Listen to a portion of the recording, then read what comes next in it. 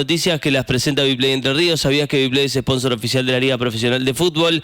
Ingresá en viplay.bet.ar, el único sitio autorizado en la provincia para apuestas deportivas y casino online. Registrate hoy y recibí 17.000 pesos para jugar en los slots. Ingresá en viplay.bet.ar a la pestaña Entre Ríos. Registrate y encendé tu pasión.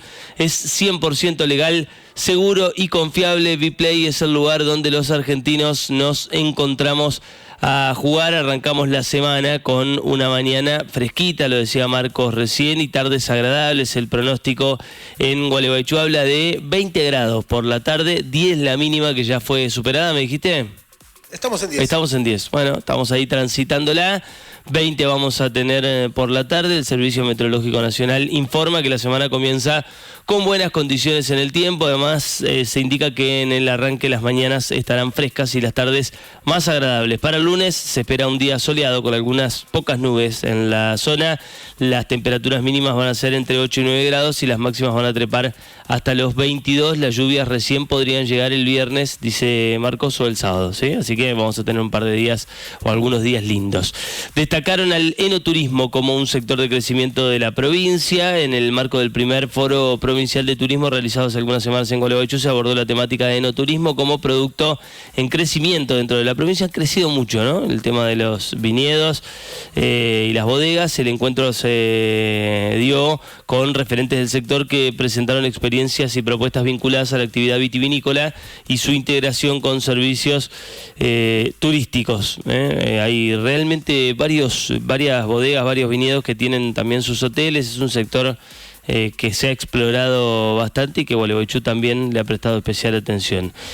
El Paseo del Estudiante, una tradición que se mantiene viva en Gualeguaychú, por suerte, ¿no? Es algo realmente muy lindo. Durante estos días los colegios de la ciudad celebran el Día del Estudiante en distintos predios de Gualeguaychú, una costumbre que se ha experimentado con el transcurrir de las generaciones. ¿Cuándo arrancó esto, Marcos? Hace mucho, ¿no? Hace muchísimo tiempo. Bueno, yo estuve leyendo parte de la nota, sí. Arrancó con un Paseo del Estudiante en la Nova, que lo hacían en la canchita de fútbol enfrente. Mirá, o sea, los creadores son los de la Nova. Fue el primer evento de Paseo del Estudiante. Bueno, se habla de una tradición que tiene casi 100 años y se mantiene viva, aunque con algunos cambios culturales. ¿Te acordás? Bueno, ¿vos llegaste a vivir lo de los camiones? No. Sí, nosotros hicimos camiones. Ustedes sí, claro, porque los camiones creo que fue una decisión del gobierno de Martín Piaggio. Sí, después de un accidente que hubo. Se cayeron unos chicos, sí, y se suspendieron los camiones, pero antes se alquilaban los camiones con las bateas. Antes íbamos los camiones al Salto de Méndez, me acuerdo que íbamos mucho. Ahora es como que cada colegio hace el suyo. Antes se mezclaban, ¿no? Hace cada uno el suyo y generalmente si algunos tienen predio para hacerlo, lo hacen en su propio predio. Bueno. O sea, no es que se va a algún lugar como se iban los Algarrobos en su momento, al Salto de Méndez, bueno, en otros lugares de la ciudad. Bueno, generalmente se hacen también en sus recintos. Bueno, se levantó y encontró a un desconocido durmiendo en su galpón. Terminó detenido en la mañana de este domingo, alrededor de las 9:30. Personal de la segunda intervino en República Argentina y España tras ser alertados por un caso de violación de domicilio. Una mujer de 57 años contó que cerca de las 8:30, cuando se levantó, notó desde una ventana que varias cajas vacías estaban fuera del galpón. Al ir hasta el lugar, encontró en el interior un hombre de 31 años que dormía, mientras las pertenencias del sitio estaban revueltas. La propietaria dio aviso de inmediato a la policía, que acudió al lugar y terminó aprendiendo a este hombre. Compras desde casa y precios cada vez más bajos, las dificultades que enfrentan los comerciantes locales. Cada mes llegan unas 6.000 encomiendas de Mercado Libre solo a través de correo argentino. Después tenés todo lo que transportan, que creo que es más las camionetas que van a tu casa, digamos, el transporte directo. A esas cifras se suman envíos de plataformas como Shein, Temu y otras tiendas virtuales que no paran de crecer. Detrás de esos números, la realidad golpea fuerte el comercio local. Caída en las ventas, el escaso movimiento en las calles y dificultad para competir con precios que los negocios no pueden igualar. Una realidad realmente muy, muy complicada. Bueno, vuelve a entrenar Central con miras al inicio de la Liga Argentina. Marcos va a tener su vuelta al equipo de Pascal de cara al torneo de la Liga Argentina, ¿no? ¿Así se llama? De la Liga Argentina, la segunda categoría del básquetbol argentino, donde hoy Central vuelve a los entrenamientos desde las 10 de la mañana con presentación de equipos, con algunos entrenamientos un poco livianos. Después, si querés, lo vamos a detallar bien qué es lo que tiene Central para la semana. Pero hoy arranca el ciclo de Pascal para lo que será central en la Liga Argentina. Ahora vamos a hablar con Matías Martiarena de Federación Agraria. A través de un tuit, el gobierno anunció, a través de un tuit de Manuel Adorni, que dice: la vieja política busca generar incertidumbre para boicotear el programa de gobierno. Al hacerlo castigan a los argentinos, no lo vamos a permitir. Por eso, con el objetivo de generar mayor oferta de dólares durante este periodo, hasta el 31 de octubre, habrá retención cero para todos los granos. Fin, dice Adorni. Vamos a hablar con Martiarena entonces. Matías, Sebastián Carbone te saluda. ¿Cómo andás? Gracias por tu tiempo. Gracias, Sebastián, por el espacio. Bueno, contame cómo te tomó, supongo que de sorpresa, como a casi todos. Sí, sin duda, de manera muy sorpresiva, donde empezó a estallar el teléfono rápidamente. Uh-huh. ¿Y qué te parece? Digo, ayer había habido un medio que lo había anunciado la posibilidad, en la política online habían publicado sobre la posibilidad de que el gobierno tome esta medida. A mí me parecía imposible, te digo la verdad. Si hubiese tenido que apostar algo hubiese perdido, porque dije no puede ser. Y hoy a la mañana nos desayunamos con que el gobierno elimina a cero las retenciones hasta el 31 de octubre. ¿A vos qué te parece? A nosotros nos parece que todo lo que contenga en retenciones fecha de vencimiento genera distorsión en todas las cadenas. Nosotros planteamos siempre una cuestión de reducción de retenciones, la eliminación a cero de manera progresiva y en donde se puedan ordenar los zapallos dentro del carro. Los zapallos son el tambo, el feedlot, el sector avícola, el sector porcino, la industria del crushing, todo lo que es el aceite, en donde hoy está en una gran incertidumbre, en donde a ver si compran a este valor o si esperan a que pase y ven cómo queda el mercado en cuanto si hay o no para comprar. Además de que, nosotros pasamos la siembra del trigo, que estamos por cosecharla y la vamos a cosechar fuera de esta medida. Ya sembramos el maíz, entonces lo que teníamos para comprar de insumos ya vendimos para poder hacerlo, y otra vez es una transferencia de recursos a grandes sectores, digo. Sí. Y también muestra la debilidad económica que está el país, donde estas cuestiones realmente generan alarma para adelante, ¿no? Es complejo, no sé cómo le irá a salir, sin dudas por ahí esperaban que festejemos, pero aquello que tenga vencimiento en materia de retenciones genera distorsión, te genera que no sabés los que hoy tienen que comprar alimento balanceado para hacer la recría, no le van a vender pero sin precio. Los que tengan que comprar maíz para el sector avícola, eso se termina trasladando al precio del pollo, se va a terminar trasladando el precio de la leche, que después también tiene resonancia. Y sí, porque, si el principal alimento es el maíz, es la soja, la parte proteica, y si esto sube, sin duda que se traslada. Y hay que ver si el mercado también lo convalida, ¿no? Eso es otra cuestión, digamos, que también es necesaria ver, en épocas donde todo el mundo está bastante complicado para llegar a fin de mes. Uh-huh. Ahora, vos lo que sentiste es que es una medida, sobre todo con una fecha de vencimiento además tan corta, esto de que sea el 31 de octubre, lo que busca es pasar el sacudón del dólar hasta las elecciones. Sin duda, ya no deja de ser un dólar agro de masa, digamos, es exactamente lo mismo, en donde sin duda incentiva a la venta para aquellos que todavía le queda, que no son los productores de Federación Agraria, sí, y que genera todas estas distorsiones en las demás cadenas. Digamos, la industria hoy está muy muy complicada. Hablé con varios productores de alimento balanceado que hoy no tienen lista, porque tienen que ver cómo cierra el mercado para poder vender mañana. Entonces, son estas las cuestiones que, si esto sería permanente, estos zapallos no se acomodan en el carro. Sí. Ahora no sabemos cómo va a quedar. Uh-huh. Hablaba con un amigo que también labura en una empresa que exporta, digamos, que labura con grano, pero con sus derivados, digámoslo, y me decía, si solo es para los granos es un problemón. Estamos esperando la letra chica.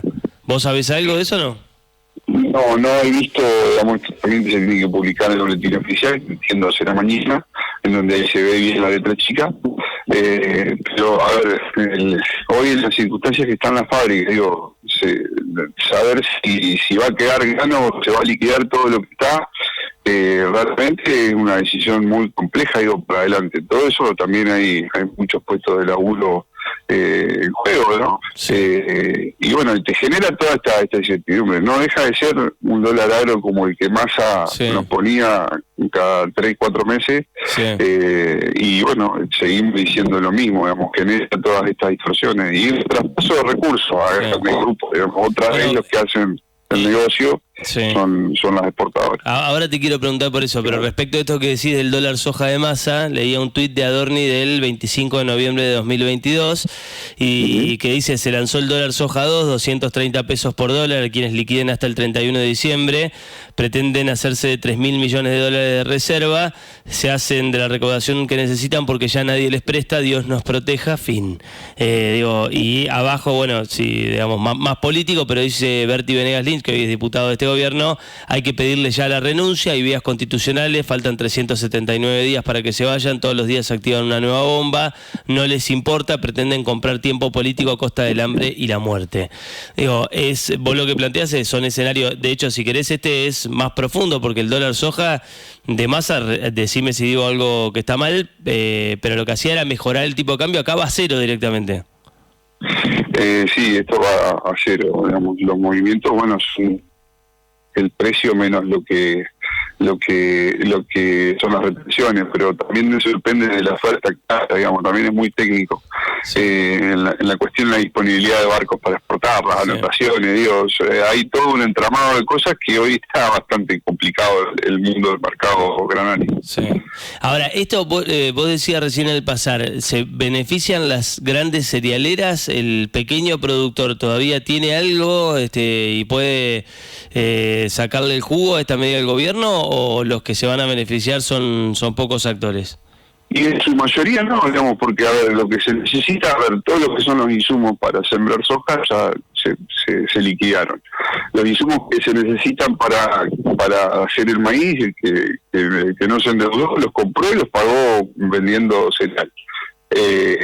En la mayoría de los pequeños productores del cereal no está, por eso también es una transferencia de recursos a grandes grupos concentrados, que hoy van a ganar un 20% y pico más en la soja, otro tanto en el maíz, y se van a ver, a ver, el tambo venía en alguna medida dando resultados hasta hace un mes atrás, hoy con esto no los da. Aquellos que hacen el canje de cereal por soja triturada, también abuelo de pájaro, están endeudados mucho más que lo que estaban antes, y genera todas estas cosas que te decía al principio. Reitero, no es una incoherencia. Hace un mes atrás decíamos que teníamos que tener retenciones cero en un plan que sea programático, que sea, digamos, con distintas metas a cumplir, que todas estas cosas se tienen que ir acomodando, lleva tiempo. Y si el plan de, digamos, los vencimientos, las fechas de vencimiento de este tipo de medidas genera aún más incertidumbre, el arrendamiento de noviembre se va más caro con recursos que por ahí los productores no tienen. Se generan un montón de complicaciones que bueno, también muestra la debilidad en el poder económico, y también muestra que el único sector que genera dólares genuinos en Argentina es el sector agropecuario. Por eso es importante que estas cuestiones sean escuchadas y no sean estos movimientos, como el que veíamos hace tiempo atrás, como el dólar. Bueno, estamos llegando al final de la nota con Matías. Van a despedirlo a Marcos ahí. Ya cerramos, pero era el final. Bueno, Matías Martiarena hablando de, primero, la sorpresa que generó en el sector, como casi toda la sociedad, el anuncio hoy temprano del vocero de gobierno hablando de las retenciones cero. A ver, lo despedimos bien a Matías. Matías, ¿me escuchás? ¿Hola? No. Bueno, listo. Cerremos nomás la nota con Matías, le agradecemos algunas dificultades con el teléfono. Bueno, Adorni hablando o anunciando esto hoy temprano, el impacto que puede tener. Bueno, Martinelli dice, siendo hasta el 31 de octubre, distorsiona totalmente la cosa. Esto es igual o muy parecido al dólar soja de Massa, dice Martí Arena. Lo leí ahí al pasar, pero lo volvemos a hacer. El 25 de noviembre de 2022, Manuel Adorni hablaba del lanzamiento del dólar soja 2, 230 pesos por dólar para quienes liquiden hasta el 31 de diciembre. Pretenden hacerse de 3.000 millones de dólares de reservas. Esto asegura una emisión monetaria adicional de al menos 180.000 millones de pesos. Se hacen de la recaudación que necesitan porque ya nadie les presta. Dios nos proteja, fin, dice Adorni. La respuesta es de Berti Venegas Lynch. Digo, hoy que se habla tanto, o el gobierno habla tanto de intentos de golpe, ¿no? Porque hay quienes, sectores muy radicalizados y muy minoritarios, piden la renuncia del presidente. Bueno, Berti Venegas Lynch, hoy diputado nacional, hermano del candidato a senador aquí en Entre Ríos, dice, hay que pedirles la renuncia. Se ve que acá no era ser golpista, pedir la renuncia. Hay vías constitucionales, faltan 379 días para que se vayan. Todos los días activan una bomba más con fecha 2024. No les importa, pretenden comprar tiempo político aún a costa del hambre. Bueno, básicamente lo que se sabe es bastante poco, pero hay una misión muy clara que es fácil de leer, que es la desesperación del gobierno por hacerse de dólares.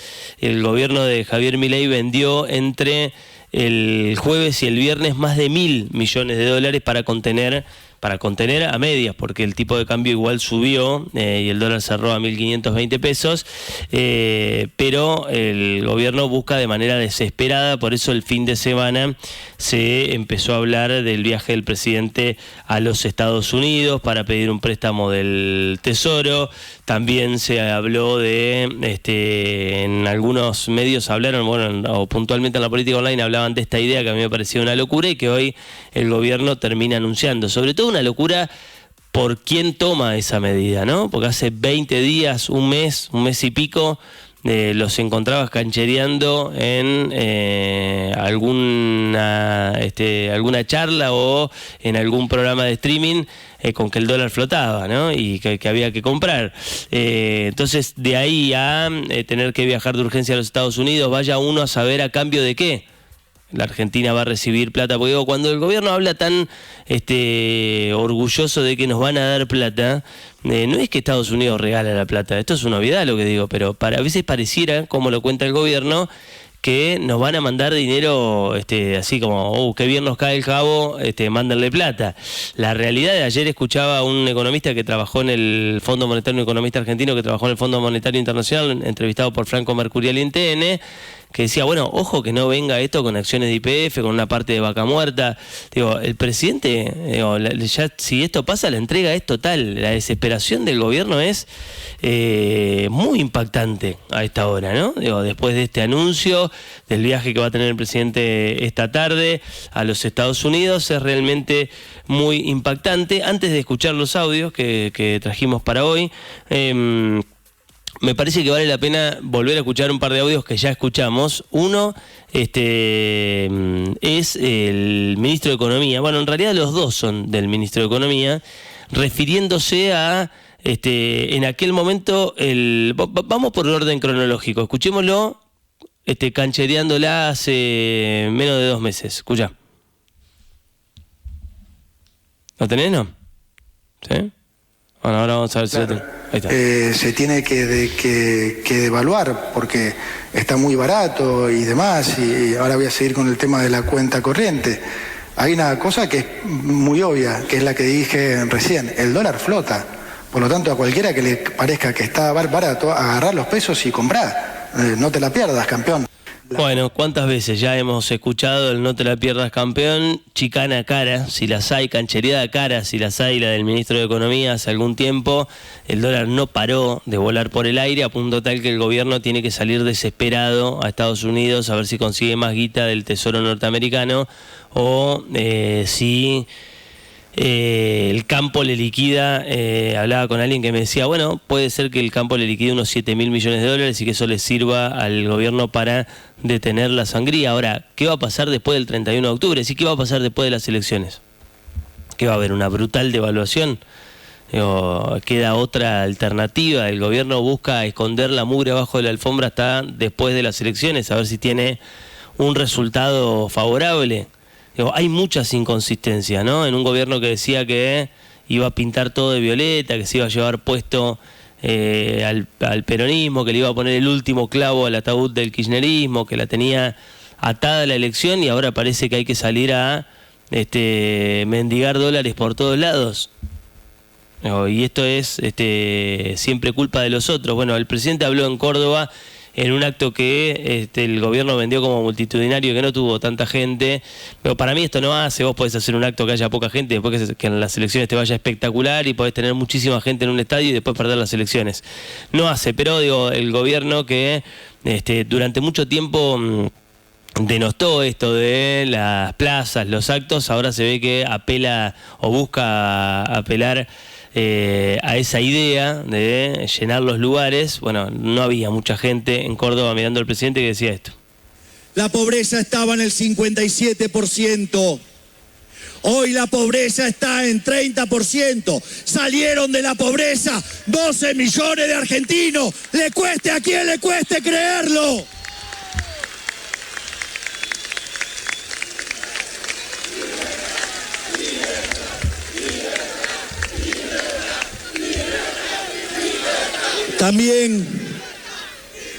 También dicen que la gente no llega a fin de mes.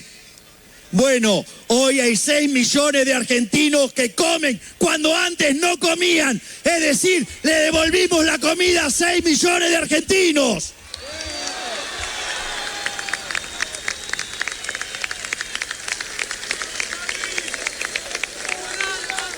Pero yo tengo claro que todavía la situación es complicada, que es dura, todavía tenemos 30% de pobres, hay mucho por hacer, son casi 100 años de estar destruyendo un país. Entiendo el esfuerzo, pero no nos podemos quedar a mitad de camino, no nos podemos permitir fracasar de vuelta, hay que ponerse de pie y seguir peleando. ¡Vamos, carajo! Bueno, el presidente con una contradicción muy extraña, que es esto de sacamos 12 millones de personas de la pobreza, le dimos comida a gente que no la tenía. Dicho sea de paso, el presidente hace un tiempo, cuando la gente plantea no llego a fin de mes, el presidente dijo, bueno, muy literal, ¿no? Si no llega a fin de mes estarían muertos en la calle. ¿Cómo es esto de que antes no tenían comida y vos ahora le das? ¿Y qué les pasaba a esa gente? Ahora vos le das de comer, digo, si sos tan literal. Bueno, lo cierto es que el presidente habla de un país que ve él y un porcentaje de la sociedad cada vez más minúsculo, cada vez más reducido. Y esto no quiere decir que no le puede ir bien en las elecciones de octubre. Es probable que mejore altamente la performance en la provincia de Buenos Aires, que gane varias provincias, que yo puede ganar, por ejemplo, acá en la provincia de Entre Ríos, puede ganar en varios lugares de la Argentina. Pero la certeza es que hay muchísima gente que ya no le cree al presidente, que es un presidente al que no se le cree cuando habla. Que habla de 12 millones de personas. ¿En serio alguien puede creer? O bueno, o sea, alguien sí, pero digo, ¿en serio el presidente cree que todo el mundo le va a seguir la corriente cuando él habla de 12 millones de pobres que sacó su gobierno? O sea, no sale y recorre 5 minutos las calles de cualquier ciudad de la capital federal, si quiere, porque sé que no le gusta ir mucho al interior, está más para recorrer alguna ciudad en los Estados Unidos que acá en la Argentina, pero podría visitar el interior y ver. Hace un rato te contábamos las dificultades que tienen los comerciantes en la Argentina, o acá en Gualeguaychú puntualmente, con la importación de productos, con la baja del consumo, con la suba de los servicios. No lo ve el presidente a eso, que ya no denosta a Mauricio Macri como hasta hace un tiempo, ya no lo ningunean tanto, ahora lo quieren ver, parece. Por lo menos se lo contó a su amigo Gabriel Anelo en una charla de radio que tuvieron en el Mitre, le decía esto. ¿Hablará con Macri previo a las elecciones de octubre? Digo, de aquí hasta octubre, ¿volverá a hablar con el expresidente? ¿Habla fluidamente con el presidente o no hace mucho que no habla? No estamos hablando, pero tampoco es que están cerradas las puertas al diálogo. Él el otro día tuvo un gesto muy positivo hacia el presupuesto. Yo, digamos, de hecho en el día de ayer, en la conferencia, hice toda una valoración del apoyo que recibí para el balotaje, tanto de la doctora Bullrich como de parte de Mauricio Macri. Por lo tanto, a veces vio cómo son las relaciones, a veces se enfrían, a veces se profundizan. Bueno, yo creo que los desafíos que tiene enfrente Argentina requiere que todos los que estamos en contra del partido del Estado y del kirchnerismo y todos sus socios siniestros que, digamos, se quieren mostrar moderados, pero en realidad terminan votando con el kirchnerismo, bueno, entonces estamos, digamos, en el momento de la verdad estamos todos juntos. Eso no sea problema, que eso es así. O sea, que bueno, ahora quiere juntarse con Macri, tal vez por estas dificultades que te venimos contando hace un rato y que el propio gobierno reconoce a la hora de sacar estas retenciones cero a los granos, o ir a pedir un préstamo al Tesoro. Mira, así lo contaba el presidente en una nota que dio en Córdoba, creo que la presentaba, que escuchaban. Esto decía Javier Milei respecto de una posible, hipotética intervención del Tesoro de Estados Unidos. Si está en sus expectativas que haya alguna ayuda del Tesoro de Estados Unidos, eso es así, hay alguna negociación. Y nosotros ya habíamos empezado a desarrollar estrategias para cubrir los pagos que tiene Argentina el año que viene, que son 4.000 millones de dólares en enero y 4.500 millones de dólares en el mes de julio. Con lo cual nosotros venimos trabajando, esas negociaciones demandan tiempo, pero bueno, lo que pasa es que nosotros hasta que no está confirmado no hacemos anuncios. Pero sí estamos trabajando muy fuertemente, estamos muy avanzados y bueno, digamos, es cuestión de tiempo también.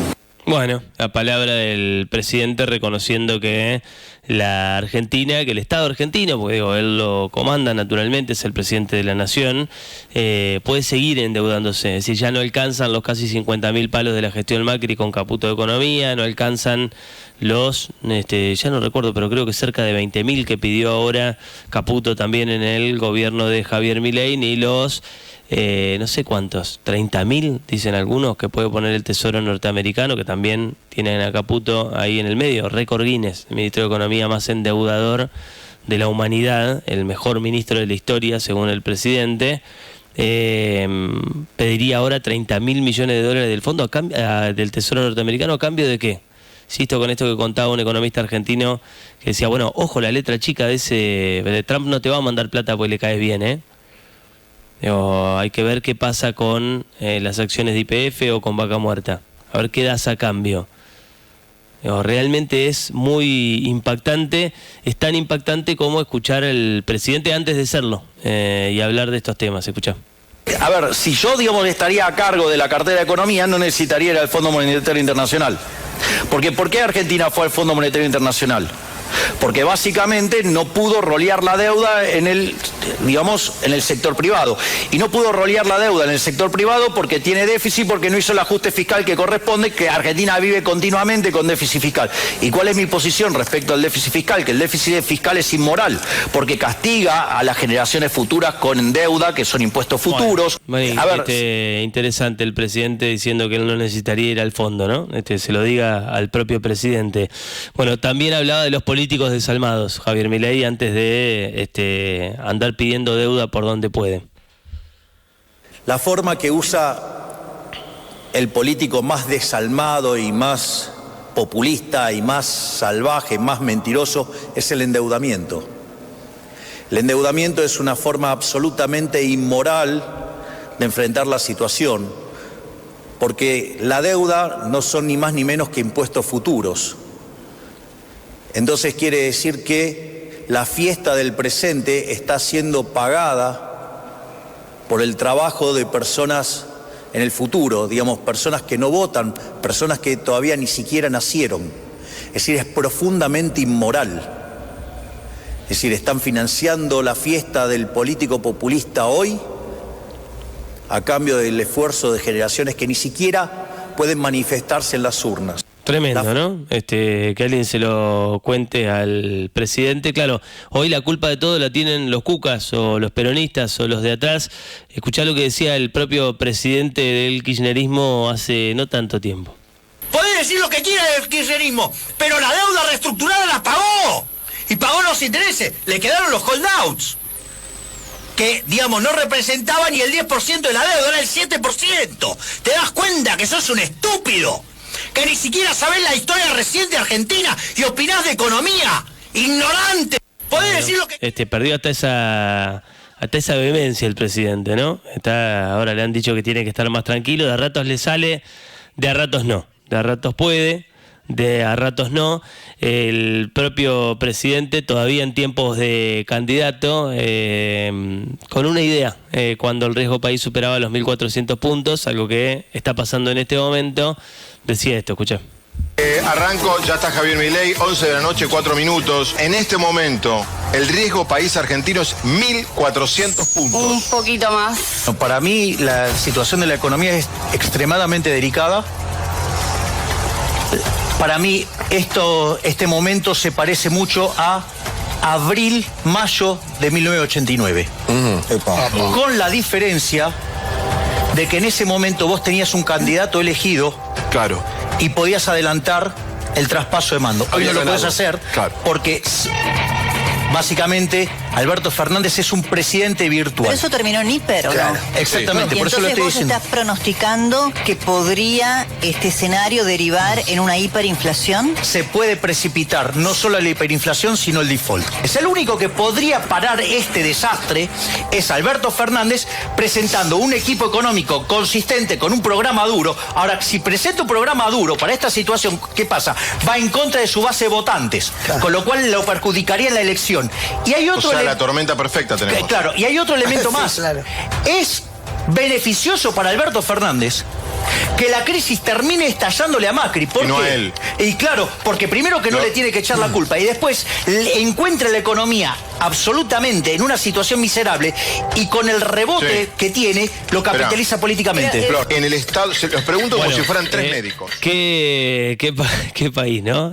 El único que nos podía salvar para Milei era Alberto Fernández. No sabés lo que vino con Alberto Fernández, Javier. Bueno, lo cierto es que en el gobierno de Macri, a quien hoy quiere convocar el presidente de la Nación, Milei decía hay que adelantar las elecciones. Hay que adelantar las elecciones porque esto no se aguanta más, ¿no es cierto? Bueno, no es el único. También habló José Luis Espert hace ya varios años, pero la descripción es tan para este momento que tiene hasta los mismos nombres. Escuchá. Contemos toda la película y no nos quedemos con esa foto, porque a vos el fondo no te da la plata que te da para que Caputo le ponga precio fijo al dólar, le ponga techo para que sus amiguitos lo compren barato. El Fondo Monetario, cuando nos dio los 15.000 millones de dólares, el 22 de junio, no te lo da para que vos hagas lo que quieras. Entonces, si Caputo hizo lo que quiso, entonces se termina yendo, pero contémosla entera, no. El Fondo Monetario exigió que se fuera. La plata que te da el fondo es deuda pública, es deuda externa. Después no nos quejemos contra la deuda externa. Usar los dólares del fondo para poner el techo al dólar es asegurarle la ganancia a los especuladores también. Bueno, Espert hablando de Caputo, claro, el Caputo en la era Macri, ¿no? Ahora este es el mejor ministro de Economía de la historia. Esto de pedirle plata al fondo para sostener el tipo de cambio no es para que Caputo le dé los dólares baratos a sus amigos, dijo Espert, pero hace 4 años. Este es otro Caputo, es otro ministro, este es el mejor de la historia, en otra etapa de la Argentina, en la que íbamos a tener un gobierno que nos prometía en campaña dolarizar la economía, ¿no? Esto decía el presidente, esto dijo el presidente ahora en estos días con anhelo respecto a la posibilidad de dolarizar. Es bastante más complejo el tema de la dolarización, porque el problema radica en que usted tiene que también adecuar el sistema financiero para que eso ocurra, y eso yo lo expliqué durante la campaña. Eso es un término técnico, usted que es contador lo va a entender. Depende de la duration del sistema financiero. En realidad, para ser estrictamente técnico es la duration que sea la más larga de los bancos. O sea, todos los bancos tienen en sus carteras distintas duration. Bueno, esto es porque los bancos son intermediadores de plazo, toman plata a corto y prestan a largo, entonces tienen que tener una composición de activos que tenga una vida promedio financiera, duration, que mapee con la de los pasivos, ¿sí? Sí. Entonces, el tiempo que a usted le demanda dolarizar es el tiempo que usted requiere para poner en línea el sistema financiero para poder hacerlo. Okay. O sea, con lo cual, digamos, es un proceso que demanda. Es más, hay una nota mía en el Cronista Comercial que yo explicaba que esto podía estar demandando cerca de 4 años. Claro, dice, ok, es el del monorriel, ¿no? Es el presidente, es el del monorriel en Los Simpsons. Ya que cuando dicen duration, ya decís, ¿qué está diciendo? Bueno, el presidente explicando que lleva 4 años. En campaña parecía bastante más fácil. Mirá lo que decía.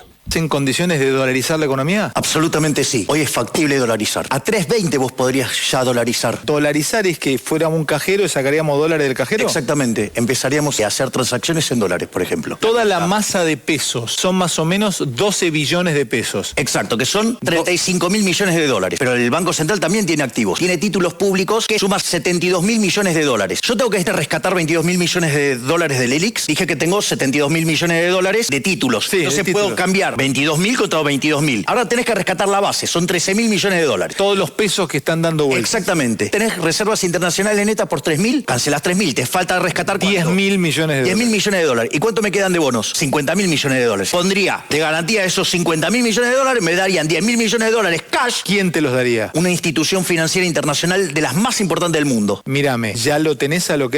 ¿Vos querés que te muestre el celular? Bueno, te toca en campaña era más fácil, ¿no? Ahora parece que lleva más tiempo la idea de dolarizar. El presidente de la Nación en otras épocas con Alejandro Fantino y el querés que te muestre. Bueno, pero hoy la cosa es distinta, parece que lleva más tiempo. En las entrevistas, las pocas que ya da el presidente, está ocupado en temas importantes. Por ejemplo, en contarle a un periodista esto, escuchá. ¿Cómo lo voy a insultar? Mire, sabe que yo estoy en este momento que le estoy dando la entrevista, estoy en una sala que nosotros la hemos llamado Sala Conan. Ajá. Porque tiene un cuadro de Conan que me regaló un seguidor. Y bueno, y tengo, por ejemplo, una camiseta del Pato Filiol. Ajá. Tengo 2 camisetas de Messi, tengo una de los Pumas, tengo 2 del más grande jugador de polo de todos los tiempos, Adolfo Cambiaso, sí, tengo una de Scaloni, que es firmada por Scaloni, y tengo una más, adivine cuál es. Y me imagino que es la de Evan Magic Johnson. Exactamente. Bueno, entonces no me insulte, pero le quiero preguntar esto. Se instala que... ¿Cuándo le insulté? No, pero es una broma por la pregunta. Es una para salir del formalismo y de la seriedad. Le digo algo. Sí. ¿Sabe qué? En esta misma sala tengo 2 cascos de fútbol americano de los Rams de Los Ángeles. Y escúcheme, y le falta algo que también le conseguimos nosotros en la rural, que fue Silvia, sí, que se la consiguió. La pelota de pato. Las tengo acá, tengo 2 pelotas de pato y en el medio tengo el casco de Adolfo Cambiaso. Ahí está, muy bien. Bueno, es más, tengo unos guantes que me regaló el hijo de Waldo Wolf. ¿Sí? Uno dice Milei y el otro dice Viva la Libertad, carajo. Tengo la pelota que me regaló Infantino, la del Mundial con mi nombre. Tengo una réplica del botín de Messi hecho con basura reciclable. Ajá. Bueno, te digo, o sea, está relajado, está relajado, está bien. Tranquilo, presidente, tranquilo. Bueno, la sala Conan, también en el acto en Córdoba dijo, tengo un gran aprecio porque de acá es Conan. Está en lo importante el presidente, ¿no? Está preocupado en lo importante. Que tiene 2 cascos, uno de los Rams es un equipo de fútbol americano, ¿no? Los Estados Unidos. Sí, de Los Ángeles. Bueno, tiene la camiseta de Magic Johnson, tiene la de Scaloni, tiene 2 de Messi, tiene una pelota, ¿se llama? ¿Una pelota de pato? Pelota de pato. La pelota de pato que le consiguió la secretaria de Anhelo. tiene un montón de cosas, la verdad. Sería muy interesante y risueño si lo dijese algún ciudadano común de acá a la vuelta, pero el país se prende fuego y el presidente pelotudeando en radio es bastante impactante. 9:53 de la mañana en toda la República Argentina. Antes de cerrar las noticias, hablemos del increíble partido que se le escapó a Boca. ¿Cómo decir que fue lo mejor que he visto de Boca en este último tiempo y que empató de local con Central Córdoba de Santiago del Estero? Estaba para golearlo y terminó empatándolo, Marcos. Es verdad, es parecido a lo que a los partidos de Copa Libertadores la semana pasada, donde los primeros tiempos siempre un equipo fue muy superior al otro e incluso tratando de poder golearlo, finalmente no se pudo. Bueno, el que le empataron ayer fue a Boca, que se había ido ganando 1-0 al cierre del primer tiempo, con muchísimas opciones para poder abrir más la diferencia en el marcador. Se puso 2-0, pero después rápidamente le terminan empatando el partido. Central Córdoba en este encuentro en la Bombonera fue 2-2 para el partido de ayer, que le impide a Boca, por un lado, subirse a la cima de la tabla en el grupo A, que ahora lo deja tercero a 2 puntos de Unión de Santa Fe, que es el líder de la zona, y también queda 2 puntos por debajo de River en el acumulado hacia las copas, igualando también a Rosario Central, que también empató en la jornada de ayer con Talleres, y de esta manera se mantienen ambos con 47 puntos, 2 por debajo de River, pero Boca jugó un gran primer tiempo ayer y no pudo cerrar el partido, y llamó mucho la atención que Russo haya hecho solamente un cambio en el partido. De los 5 que tiene para realizar, hizo uno y fue parte. Muy extraño, ¿no? Muy extraño, porque además el equipo pedía gritos, sobre todo. Es verdad que Boca venía jugando muy bien y Central Córdoba se encuentra con ese gol de casualidad, pero a partir de ahí el partido cambió y pedía a gritos que Boca cambie, ¿no? Cuando el partido se rompe y deja de ser un monólogo de Boca, que había jugado realmente bien en gran parte del partido. Es decir, sí. Boca, es más, uno decía, bueno, va a bajar la intensidad, y el equipo siguió jugando muy bien. Paredes es clave para que se explique la mejoría de Boca. Pero cuando el partido se rompe en el 1-2, en el 2-1 en realidad, vos decís, bueno, ahora va a venir, yo pensé que iba a ingresar Ceballos por Merentiel, hizo un gol pero tuvo un muy mal partido. Pensé que podía entrar Zenón para darle un poco más de velocidad a Boca. Bueno, no existió. Solamente Velasco. Sí. Fue el único cambio del partido. Bueno. 4 minutos para las 10 de la mañana. Las noticias las presentó Vplay, el lugar donde los argentinos nos encontramos a jugar. Para estar informado, escucha Ahora o Nunca en Ahora Cero.